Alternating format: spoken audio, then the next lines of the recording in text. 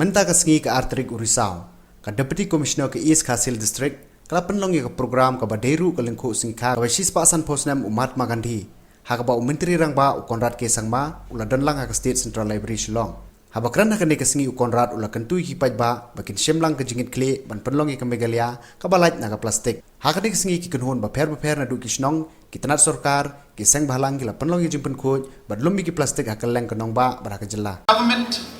have decided that we must take up cleanliness and we must take up the issue of pollution linked with plastic and linked with the entire environmental degradation that is taking place today in the world as an important issue, which goes very much in line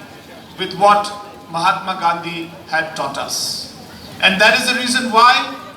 in the past few weeks and months, and in the coming months also, the government has had different programs to ensure that not only Shillong, but our entire state should be working towards ensuring that we reduce the different pollutions that are there and ensure that plastic-free state could be achieved at the earliest.